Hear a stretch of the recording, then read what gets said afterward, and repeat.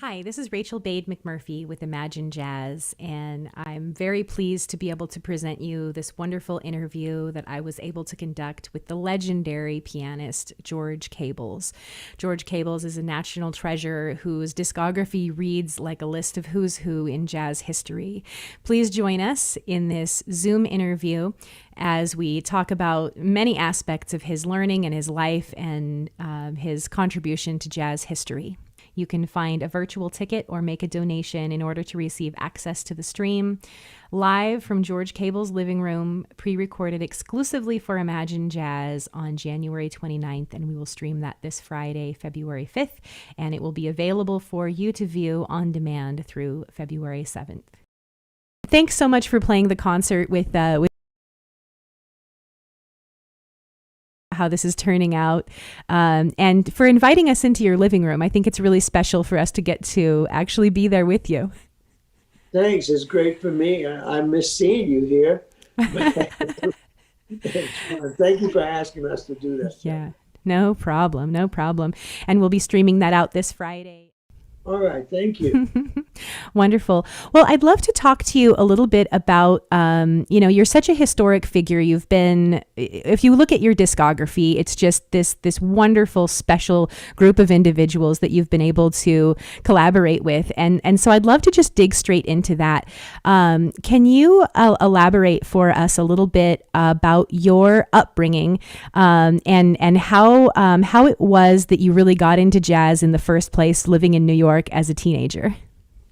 Well, being in New York, it's easy in a way. I mean, because there were so many musicians who live here or who come from other places who come here. Even if they don't live here, they wind up here performing or doing things.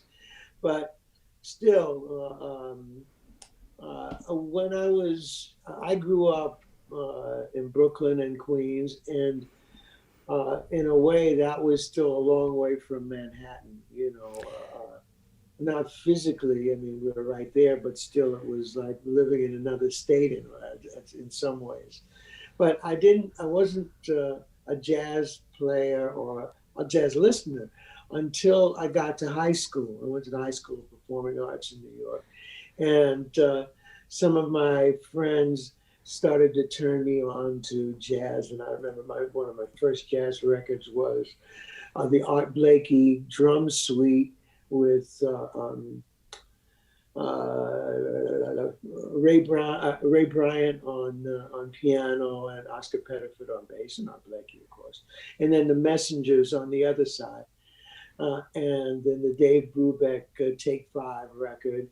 And then a Thelonious Monk Town Hall concert, which all of those blew me away. But that Thelonious Monk record was a real eye opener.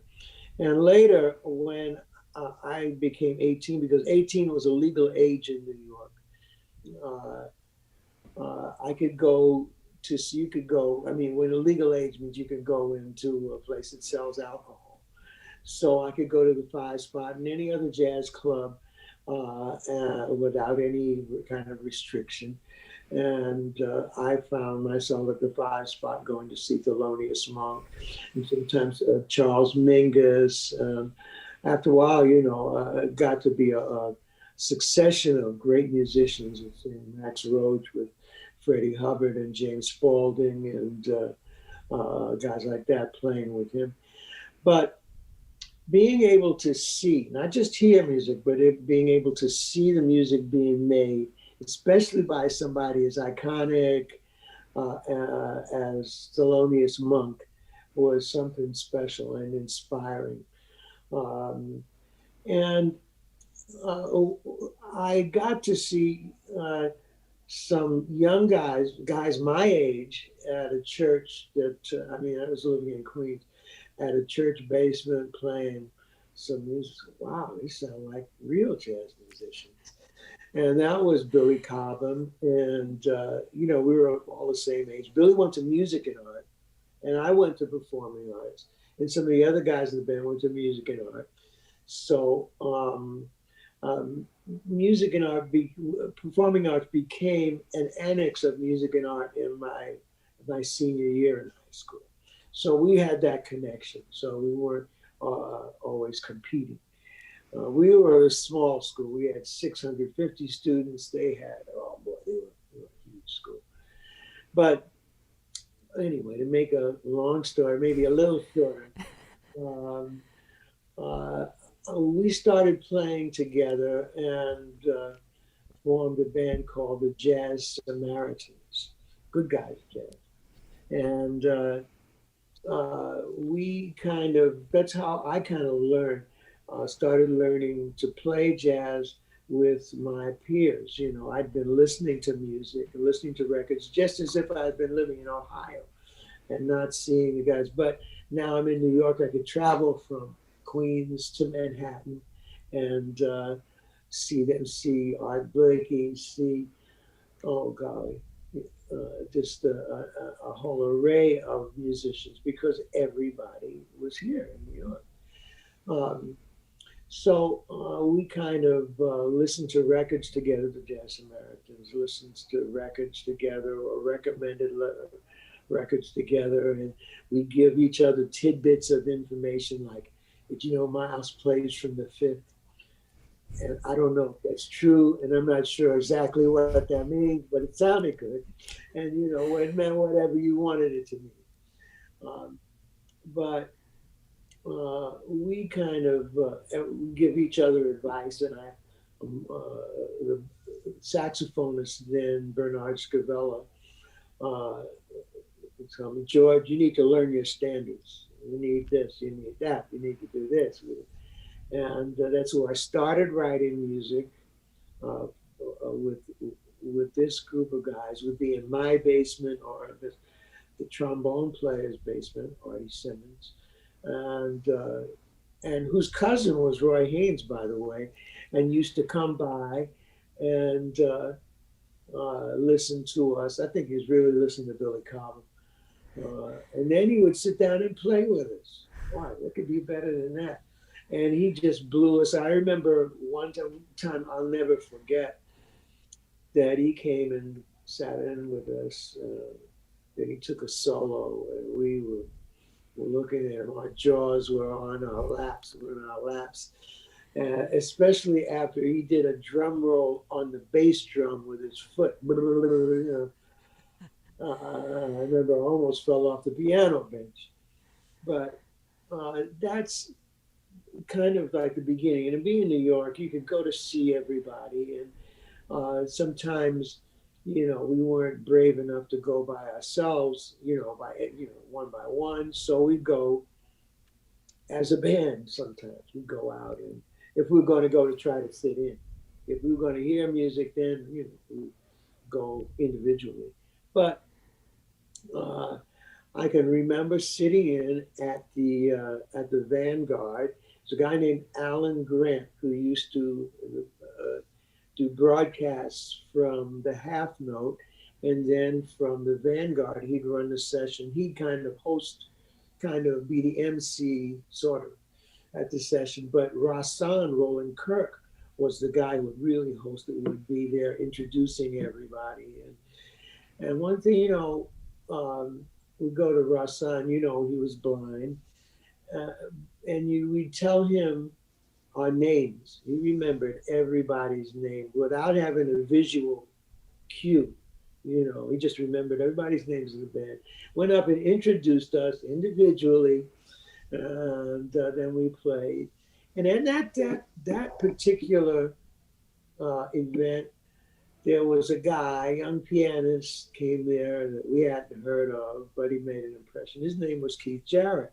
Mm. Came and sat in. And so anyway, one thing led to another. And there's a guy in New York named Jim Harrison. He and a guy named Hilly Saunders used to do productions, like produce concerts all over the city, in areas in Queens or in Manhattan at some of the jazz clubs. Well, he wanted, when well, Billy at one time, Billy had to go into the army, so Lenny White lived in our neighborhood, and uh, he would come and he'd be in my basement, and we'd be playing Clint Houston, Lenny White. We became a rhythm section, and Steve Grossman. We became an item, the four of us, and but anyway. Um, Jim Harrison got us to do rhythm section things for events, slugs and Saturday afternoon, Sunday afternoon. And he asked us to be a rhythm section for Woody Shaw and Booker Urban. And we did that in Westbury, that's on Long Island. And Woody liked the way we played. And next thing you know, Woody got me a gig. I think and Lenny and me a gig with Jackie McLean at Slugs one week. That was 1968 in December. In 1969 in January, I was sitting at the piano with Art Blakey. He got me a gig with Art Blakey with Woody and Billy Harper and Buster Williams. And I can't remember, there's a trombonist too. I don't remember, was there just for that week. But uh, that's how, oh, and one thing I can tell you about that gig is we started right on time. Now, Art Blakey didn't have a reputation of being someone who would start on time all the time, but he started on time that night. And when we were playing, I don't know, it was the first, second song, I look around and here's the old band that comes and walks into Slugs. And I could see them walk up to the bandstand, and I could feel these daggers coming our way, to what's going on. Apparently, he hadn't told the old band that he was getting a new band, that they were fired. So I was saying to myself, all I know is I'm not getting off this bandstand because I think my life would be in danger. But anyway, that's the a quick story. That was a long story, but it was a quick story about how I kind of got into playing jazz with real jazz band. Beautiful. How did it feel when you were sitting in a band next to Art Blakey and Billy Harper and all these prominent musicians? Did you were you able to feel that at the moment, the presence of these people, or were you just so scared and learning your part? How did that feel? Oh no, I knew it was him, but I was just always in awe, and I'm saying to myself, how did I get here? How am I here? It's Art Blakey over there. This Woody Show. These guys I've been watching, I was sitting down there the other day, you know, and I can tell you that on many of those, there were many days that the first time I saw somebody was the first I was working with them, like the first, or playing, maybe making a rehearsal or an audition at Sonny Rollins. First time Sonny Rollins called me up and said, "This is Sonny Rollins." I said, "Who?" And because I can't believe this. Sonny Rollins called me up, and he said, "Sonny Rollins." I wonder if he might have thought, "Wow, he doesn't know who I am." He's never heard of me, but um, he asked me to make a rehearsal. Well, this rehearsal was an audition, and I went to George Brake, who's a reed player. I went to his place on Spring Street in Lower Manhattan, and he had a sort of a performance space, and I guess he lived there as well. But I could hear the saxophone after I knocked at the door. I could hear the saxophone coming closer to the door, and Uh, this fellow opened the door, and Sonny Rollins, this big fellow standing in front of me. I'm looking up at him because I'm a little vertically challenged, compared to Sonny Rollins. So anyway, we got in the door. He was very gracious. Got over to the piano, and there's no fooling around. He said, love letters? I said, no. And he put the music on the piano. It was in C. Great, okay. So we read through it and played. And then after we finished, he said, "Oh, okay, D flat." So I could play it in D flat. Okay, C to D flat. All right, made that. Then he called Night and Day in E flat, and I'm saying, "Well, okay, I'm home free. I know this." And after we finished, he said, "Okay, E major." Now, I especially at that time was lazy. I was a little lazy about practicing in all the keys, but I got through this. It was okay, and after that, Sonny turned to George Braith and said something complimentary about me, and and I was nervous, right? But I I was trying to be cool, but I felt like I had a smile from ear to ear. And the next time we had a rehearsal was with Buster Williams and Tootie Heath, and then we went out to California for the first time. That was in 1969. But being in your question was, what was it like playing with all these guys? It seemed like all my life, I'm playing with Art Pepper or Dexter Gordon or Freddie Hubbard or whomever, somebody, or sitting next to Ornette Coleman at the hotel for breakfast, all this was really, or playing with Dizzy. All this is really special to me. And like I say, I never lost the feeling of what am I doing here with these great musicians. That's Okay. amazing. And you must have been gaining quite a reputation. So to be able to receive those calls, you must have been at a fantastic level. And of course, we know when we go back and listen to your recordings. But what did you do to prepare yourself? How did you learn the standards? How did you learn the music of these masters? Was it entirely by listening to recordings, or did you have another process? No, I listened to recordings and got sheet music, or or somebody would call a song at a jam session, and you go and you play it. You learn. Somebody throws some music up there, or with these Samaritans, we'd be learning songs, and sometimes we learn them and then we didn't play them, and then sometime years later somebody will call "Dear Old Stockholm." It's, oh yeah, right.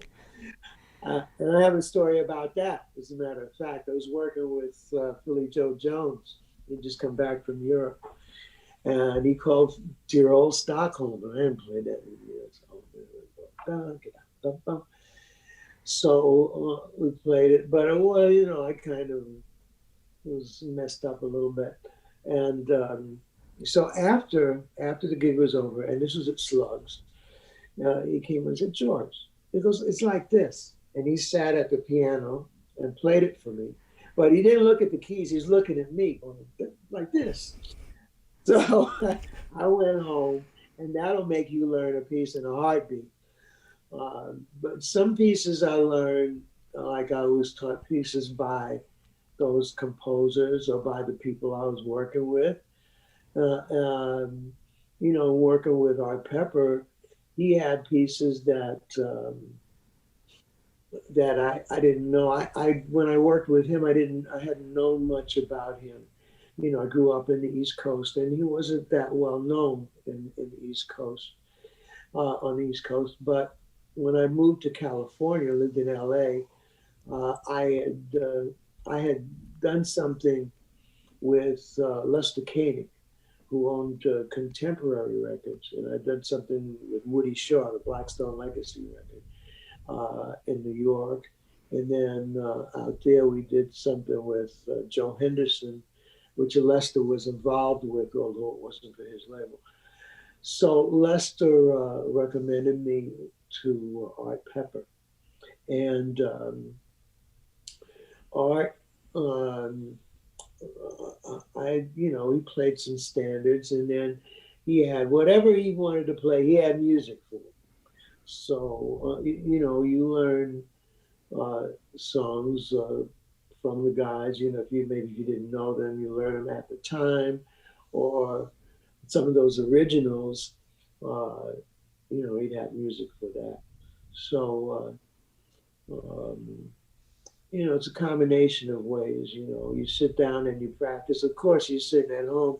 And in practicing, I would practice not just scales and arpeggios and exercises, but I practice pieces, learn them, and practice playing, like I was playing with a band, or playing with, I used to go in the basement and put on records and turn off a channel.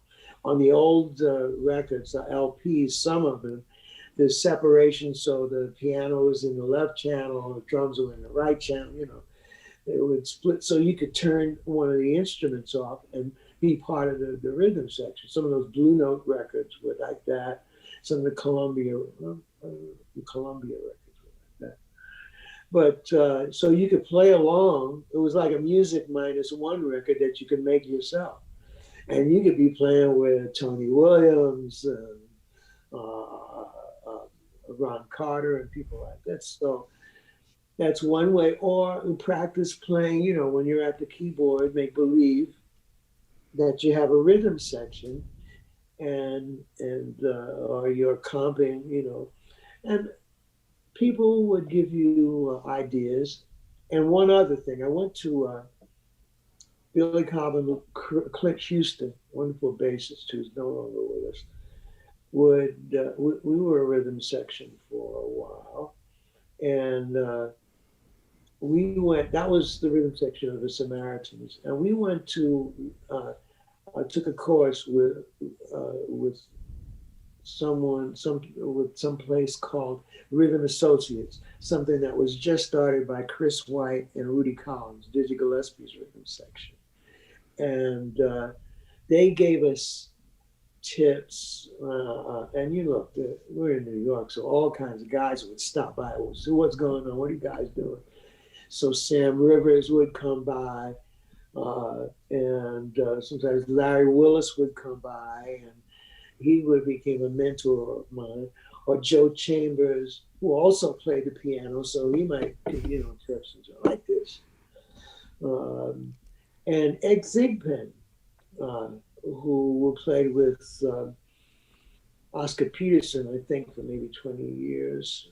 If I got that right. But I found out that was a lesson just listening to him, because when he played, he didn't sound anything like the Ed Thigpen with Oscar Peterson. So that was one lesson. So, well, he's making that gig. He's doing, giving his musical services to this guy. So he's giving him what he needs and what he wants. But this is Ed Thigpen Unchained. And later I got to play with him in Europe, which was a lot of fun. He showed me something on Drop Me Off in Harlem, which when I recorded it, I used that, what he showed me. So I guess that's the answer to that question. That's incredible. Were there any specific clubs that you were frequenting when you were doing the jam sessions, and maybe early in your career that you were able to cut your teeth on, so to speak? Well, sometimes there was a place called the Dom, which was on A Street, same street at the A Street in the Village. Between 2nd Avenue and St. Mark's Place. St. Mark's was 2nd Avenue and 3rd Avenue, or St. Mark's and 3rd Avenue. sometimes I'd go down there and sit in with different people. Um, and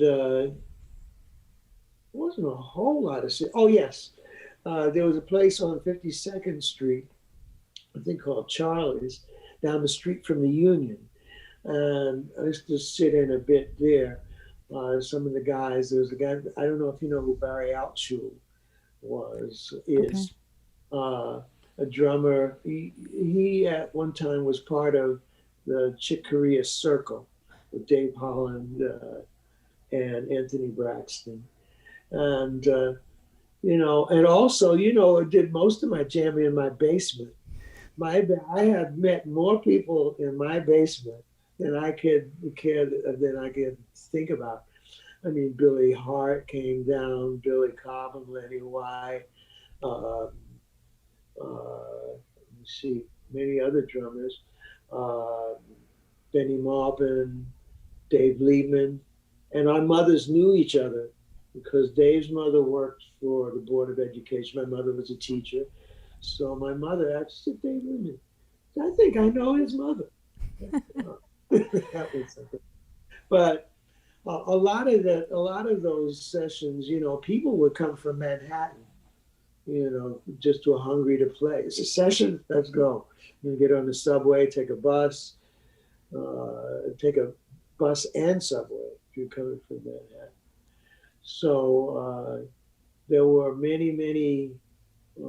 I mentioned Steve Grossman before, uh, but I can remember times where we had, well, one time after my mother put a foot down, there were about three drummers playing at the same time, and four or five bassists at the same time. Uh, but that that had to stop. Just one drummer at a time. So, but a lot of those things happen here. My basement, a guy named Artie Simmons' basement, and then when we venture into Manhattan, and I don't know, we hang out at Walter Booker's place uptown sometimes. I would get to go up there, and I'm I got to meet Cannonball Adderley up there and got to play with him. And I got to say one thing about Cannonball. With Cannonball, you felt like you didn't even need a rhythm section because when he played, his uh, his sound was so big and all encompassing. It's like he swept you up with his groove. If you can imagine that. But yeah, and so jamming was something mostly in my basement. Now that I think about it, but I got to meet a lot of different people. And then when you're on a gig, sometimes later in the set, somebody would come up and sit in. Beautiful. How long was that period between the time you started the Jazz Samaritans and the point you went on your first tour? How long was that? Well, a few years, I'd say. Samaritans maybe started about 65, I think. Yeah, maybe around 1965. And then my first gig on the road was, what was that? Was that 1968 with Buddy and Monk Montgomery? Um, and Wes Montgomery had just passed away. And I was also, that summer, I was playing with Howard Johnson, wonderful tuba player. He also played baritone saxophone really Okay. well. And he had a seven tuba band called the Substruction. And we play all kinds of stuff. We play McCoy Tyner, a piece called The High Priest, which was written for Thelonious Monk, Natural Woman, Aretha's Natural Woman. And it was a fun band. We played Slug Saturday afternoon. Uh, um, but I think my first gig was on the road. No. First gig on the road was Stanley Turrentine in 1968, in February 1968, going to play at the Bohemian Caverns with Andrew White, who was a great, I didn't know he played saxophone and oboe, but he was playing electric bass on this gig. And a drummer named Tony Callender. And after that, the next January, I'm working with Art Blakey at Slugs. In February, I was in Mexico with Art Blakey. So maybe 4 years or so. Wow, that's incredible. Now, as a composer, did you have a process early on? Were you using other people's works as ideas, or were you writing more just freely on your own?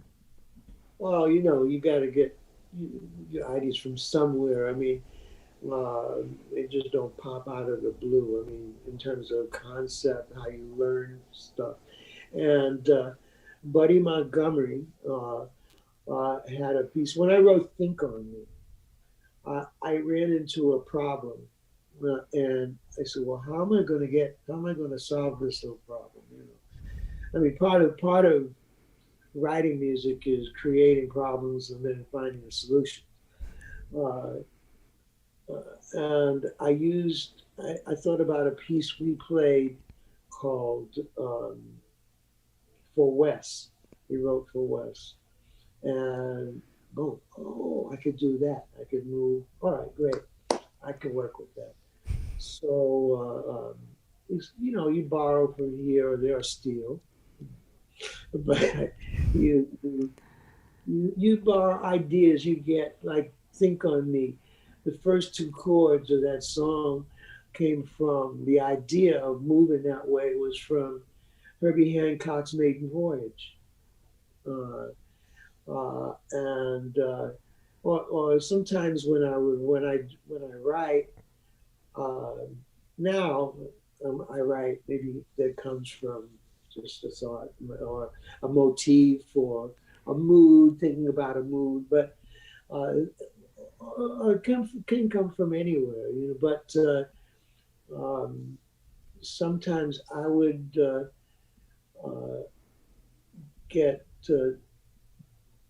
different motifs or different ideas from I don't know. There was a piece I wrote called "Sweet Rita Sweet Part 2" that I was thinking about how the saxophone sounded in a very high register, and just how it squeezed out that note, and also thinking about a song of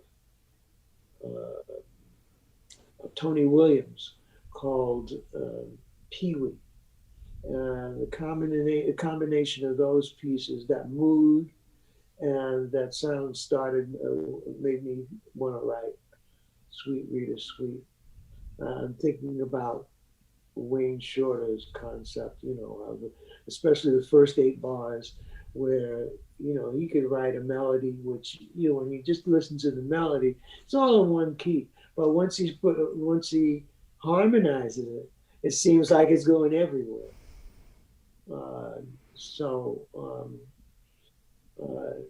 You listen, you learn, and then that writing at first came sort of as an exercise for me, where I think it's a bossa nova. Maybe I could write a song like that. Let me see if I can do it.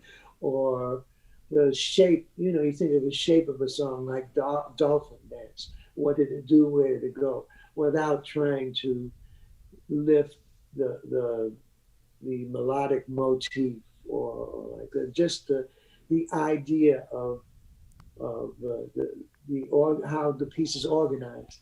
So that I used other people's. I mean, listen to other people for things like that. I would borrow ideas, and learn that way, and kind of give myself an exercise to work with.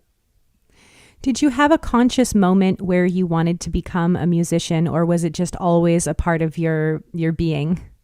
No, one time I wanted to be a baseball player, but that wasn't working out. So, no, I loved music, and I thought about it. I think, for when I started to get into jazz. I love the idea of this art music, and being a part of it and being a co-composer, right, playing other people's music and having a say in the direction of the music.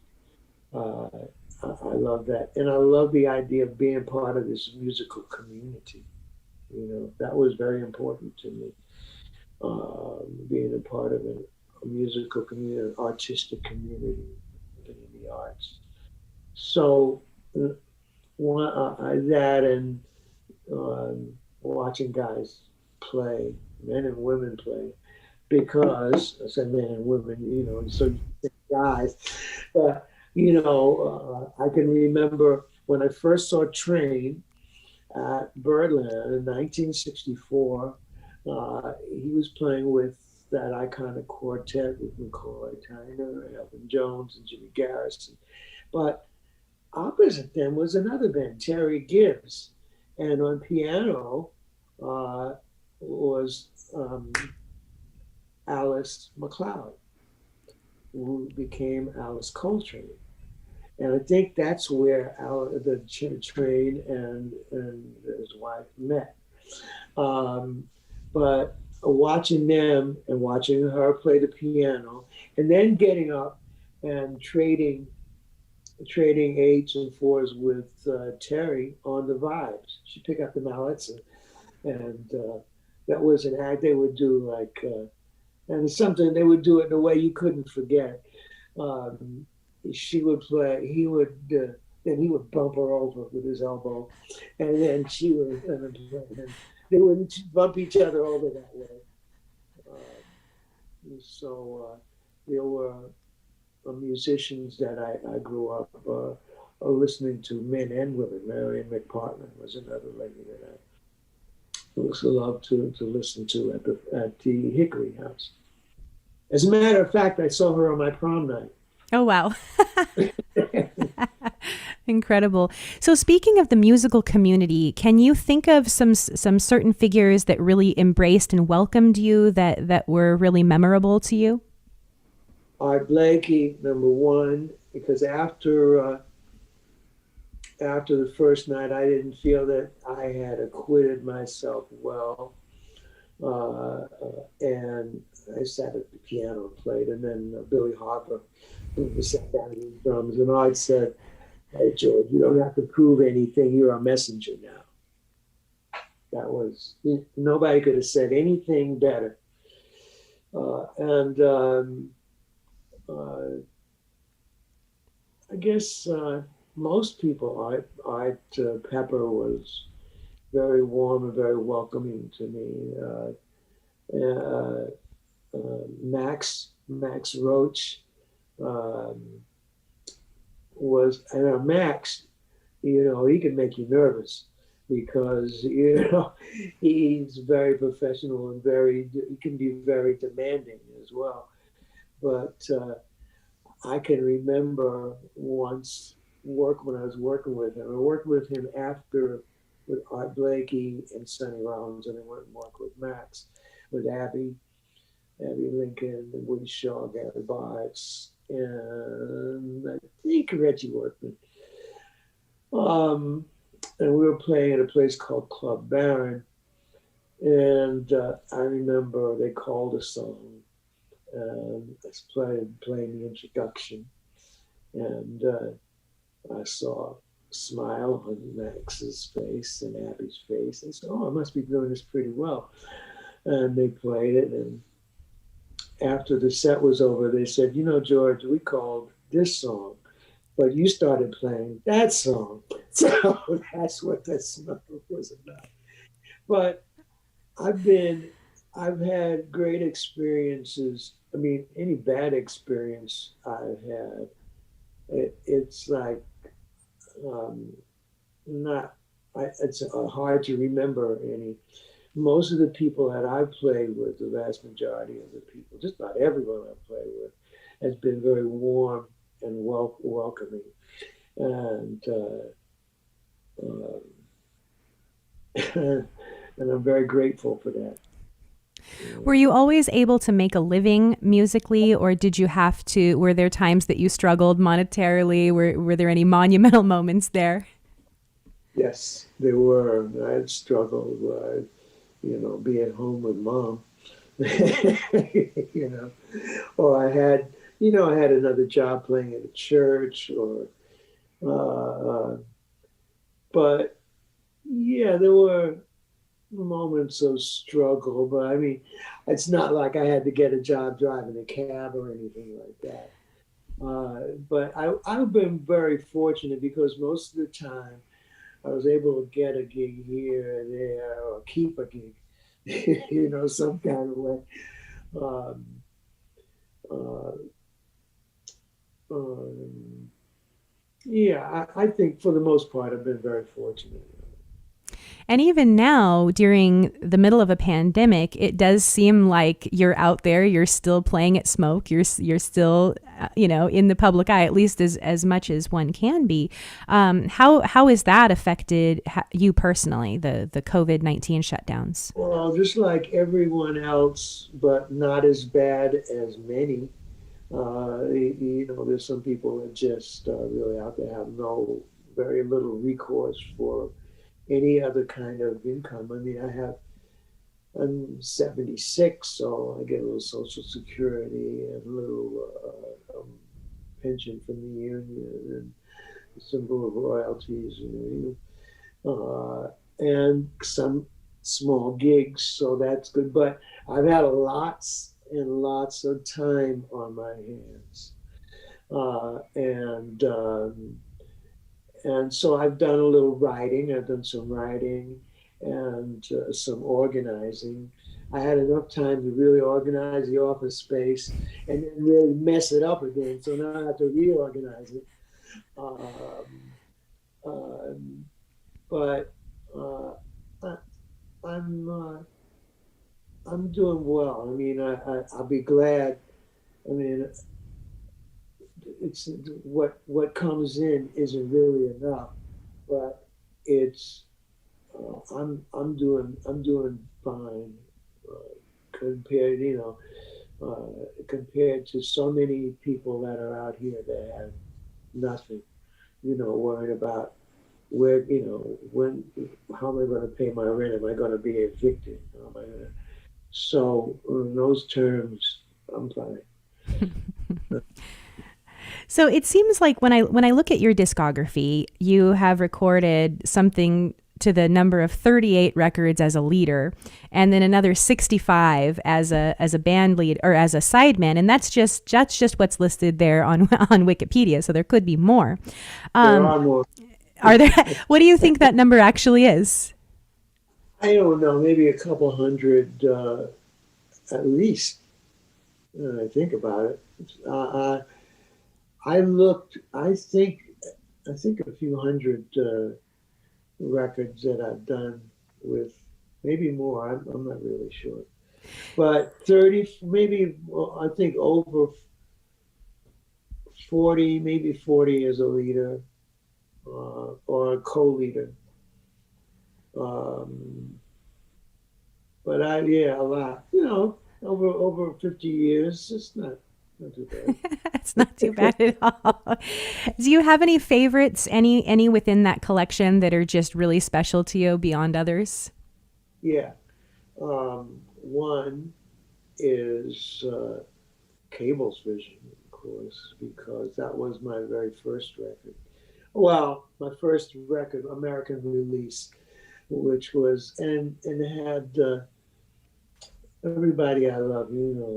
Tony Dumas playing bass, and Peter Erskine was playing drums, and um, Vince Charles came in and did a little percussion, but then Freddie Hubbard, Ernie Watts, Bobby Hutcherson. You know what? You know, there's nothing. Only thing wrong with that. There's nothing wrong with that. That's just great. So that's very, very special to me. Number one, that they said yes, they would do it, and everybody played great on that. Freddie had just had a root canal the day before, and came, and you listen to that and listen to him play, you would, if I told you that, you wouldn't believe me. Wow. But that, and there's another record called CD called My Muse, which was I think released in it did in 2012. That was dedicated to my longtime partner Helen Ray. So that was very special to me. Those are the two that jump out at me. Great. But there are others. Yeah. And then, looking through the list, I'd like to ask you about a few special figures. So the first one being Archie Shepp. What was it like working with Archie Shepp? Interesting. It was fun. Archie, you know, he's a multi. He has many different facets, to his talents. He'll recite poetry. He'll sing. He'll play. He's a philosopher. And there was something I never forget. When we played Giant Steps. Most people when they play Giant Steps want to play every change, and go through that almost like it's an exercise. But he seemed like he got to the root, to the bottom of what that thing is about. He didn't approach it quite like playing four notes on every chord. He went through those things like it's a whole tone thing going. Starting from B. I think what was the first resolution? E flat.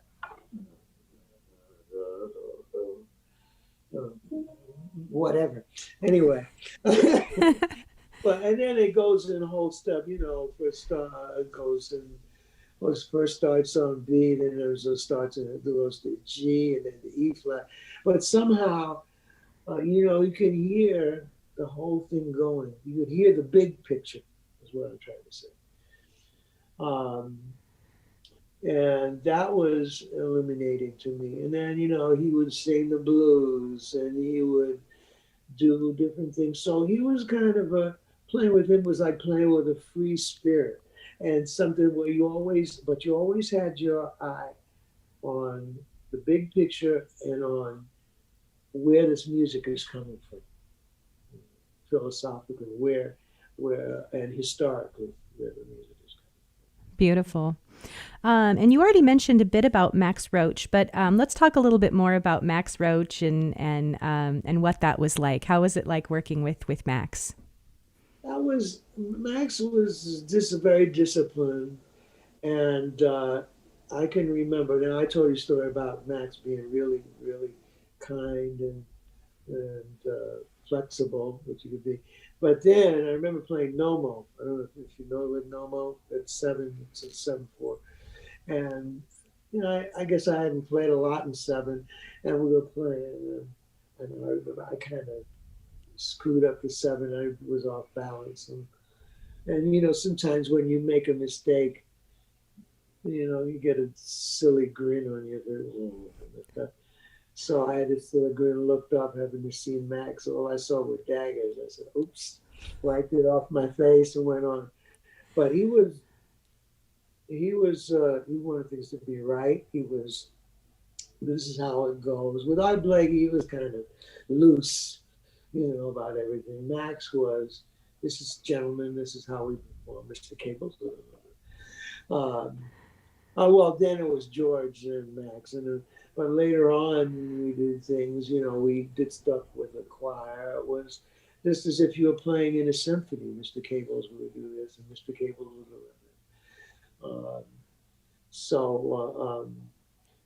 Max was good. I'll tell you another story about Max that I saw him at the 5 spot before I was young. I wasn't playing with anybody, but this day. I was able to get a table right by myself, right in front, and Freddie Hubbard and Ronnie Matthews playing the bass. I was playing the piano, and I remember who was playing the bass, but Freddie Hubbard and James Spaulding were playing. And they played No More that day. Well, anyway, Abby had sung something. Then she came down and sat at my table. And I said, oh. Now, I hope Max is not, because he's known to be, he can be a little jealous, express some kind of jealousy, express anger or something. Anyway, um, when they got through with Nomo, we played Nomo. Max, of course, walked right over to me. I'm looking up, yes, Mr. Roach. Uh, and he said, "Do you know what meter that was?" I was thinking, I know that answer. I said, "Yes, that was 7. Good, good. Yeah, that was it." But Max was a great person. He could be a great teacher and a great musician, and could teach you to have or make sure you or reinforce your having pride in what you're doing and to carry yourself that way, to remind you that this is something that we play with pride and dignity. Beautiful. And it looks like you cut at least 7 records with Bobby Hutcherson. So that was Yeah. pretty extensive. Tell me a little bit about Bobby Hutcherson. Bobby, I think, and playing, I play with a lot of people and been very close with the band leaders, with the people I've played with, the band leaders and the band members.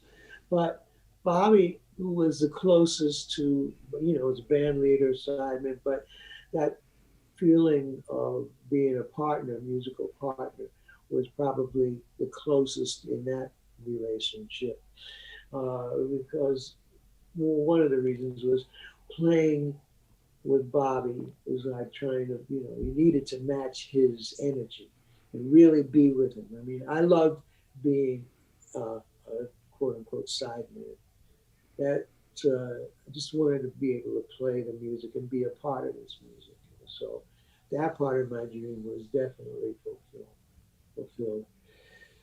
But playing with Bobby, Bobby was definitely high energy. He would put the vibes right next to the marimbas. So it was one key, looked like one keyboard, and run up and down and play it like that, play them like that. With Bobby, I felt a real kinship. I got to feel a real kinship. And plus, he played a lot of my music. And the music he was playing, I felt very close to in concept, harmonic concept, very, very close to that. Uh, that was always fun and always an adventure playing with Bobby. Always. Wonderful. And one more. You were on Billy Harper's Capra Black. Let us know a little bit about that session. That was a very long time ago.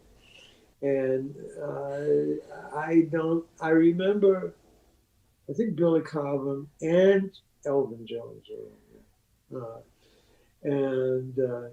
I just remember that feeling, wow, I'm playing with all these guys. and um, uh, that kind of, I don't have a lot of memory of that session, except kind of being there and being in awe of the people on that session. Kind of like Woody Shaw's Blackstone Legacy was like that. I mean, I played with by that time, I got playing with Benny and Benny Maupin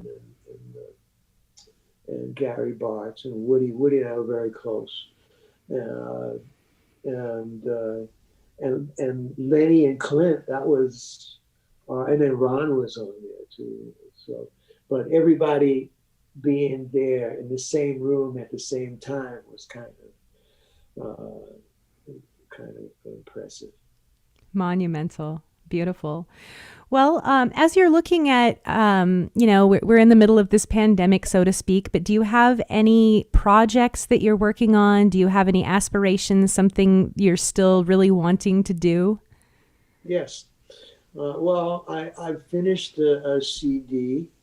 It just was mastered, and I think it's going to be called Too Close for Comfort. The title is inspired by the pandemic. And that's also the title piece. I did that in September. We recorded that in September. And I'm thinking about getting a book of my compositions, maybe 2 books. One book of the Hi, this is Rachel Bade McMurphy with Imagine Jazz, and I'm very pleased to be able to present you this wonderful interview that I was able to conduct with the legendary pianist George Cables. George Cables is a national treasure whose discography reads like a list of who's who in jazz history. Please join us in this Zoom interview as we talk about many aspects of his learning and his life and his